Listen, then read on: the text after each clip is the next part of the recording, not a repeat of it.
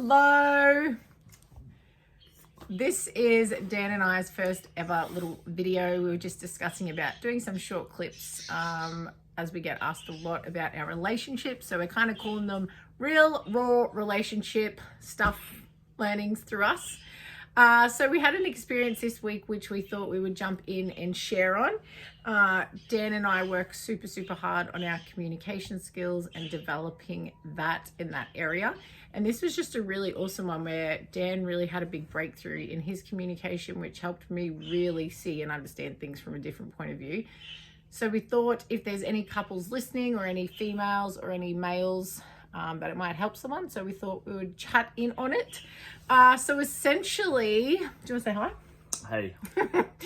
Essentially, during the week, we had a bit of a moment between us where I had started editing our new website and I went in and got really excited, started to do up a gym calendar that was extremely tedious and time consuming.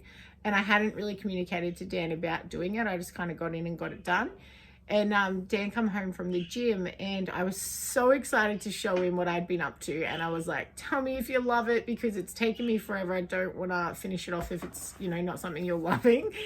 And essentially he walked in and he looked at the screen and his face didn't say much. And over here in my world, what I was experiencing just really triggered me hugely. And I just kind of, my ego went up and I was just like, you don't like it, you don't want it, don't worry about it, it's my fault, I shouldn't have done it, blah, blah, blah, blah, blah. And I completely shut down on him and I really went into the I'm not good enough story, and it just really started to play out for me. And then I think I just walked out of the room, essentially. Yeah, that's what happened. Was it? No, I was like, no, I like it. That's right. And you're like, nah. Yeah, we're doing a bit of work at the moment around the ego and the shadow and the adaptive self, and my ego definitely come out just really feeling not good enough, feeling not seen and heard in the work that I'd done, which was not what Dan was communicating, but through his tonality, body physiology, and going so quiet, that's the world in which I'd created. And what were you experiencing? Holy shit. More work.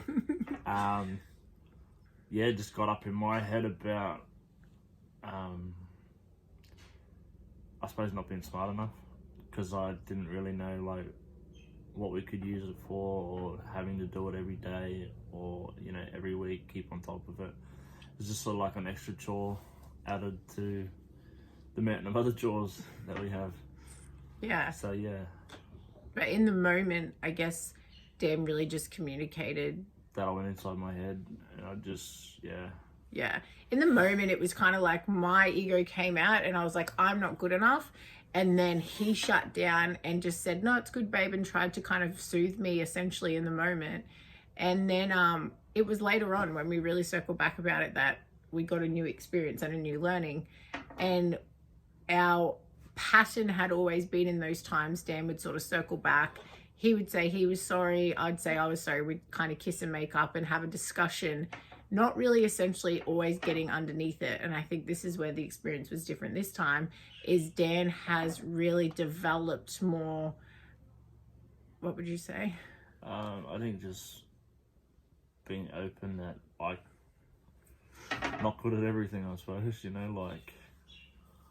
usually I just take it on board and figure shit out as I go. I don't open up. Yeah. To say I can't do it. Yeah, totally. And he come to me and we just had a completely different conversation, and he sort of come to me and he was like, babe, the calendar is amazing. You've done so great. He's like, what I was experiencing in my world was this is going to be more jobs. Can I do this? How am I going to use this? And all these things. And he said, honestly, it just made me so overwhelmed. Mm. And it was, yeah. I think later on, it took me about half an hour to actually, think about what she was doing, and just that's going to be awesome. We can use it for this. We can use it for that. In the moment when she showed it to me, I didn't quite process that quick, I suppose, of the benefits of it. But when I went away and sat down and thought about it, it was awesome.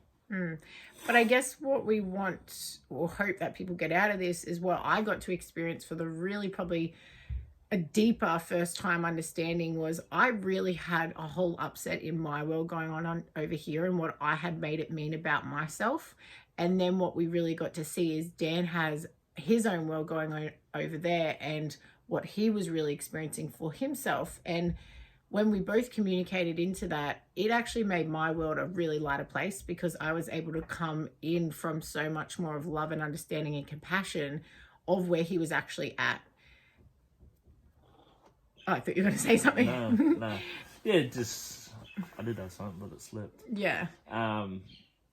Yeah, like what you said, what you're doing this for is just, mind parts, just be open about what's going on for you. Yeah.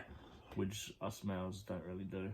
Yeah, and I think what we witness with relationships and the tendencies that we used to have was in those situations, we'd just get angry with each other. You know, we'd get so frustrated with each other and essentially fight and argue because Dan didn't know how, is the right word, to communicate into it. Yeah, definitely didn't know how. Never done it. Just figured shit out. Yeah. And never really asked anyone for anything. Yeah. And then as the female wanting the answers, I just kind of keep like pushing and poking and, you know, essentially just end up in us arguing where over the years... I don't have the answers. Over the years, and I mean years, like if you're listening to this, it takes time. Like it's taken us 7 years still and still navigating how to communicate with each other and have each other feel really heard and understood. And I think a lot of us know it, that the female and the male are different, but even us now are just really, especially for me as the female, just getting it so much differently that it's like, wow, he really is just wired so different to what I am. And like you experiencing the way I think. Yeah. And to the levels I go to. But if you can get it right, like it definitely complements each other. Yeah, totally. So that's our learning for the week. Yeah. Did you have anything to add? Oh. That was our real raw relationship advice, is essentially what you may be thinking isn't necessarily what's going on in your partner's world. And you both have to be willing to lean into the discomfort. And we're working on that more and more and more all the time, around children, around business, around us. Yeah. Yeah, just willingness to hold each other. Yeah. Do you have any advice for men that are starting out? Just try to start talking. Like, if something's going on inside your head, you know, it doesn't have to be right, but I don't know. Yeah, I don't know. Just talk. Yeah. And it helps having someone that's open to that. Thanks, babe. And I think from a female is maybe sometimes talking less from my point of view sometimes, so they can talk. Or if you retract, try and learn to lean in. So if you've got a habit of pulling back and going out into hiding and he's got the same sort of habit, it's going to take a willingness that one of you has to drop the ego. And, you know, something I always say to myself is, do I want to be right or do I want a thriving relationship?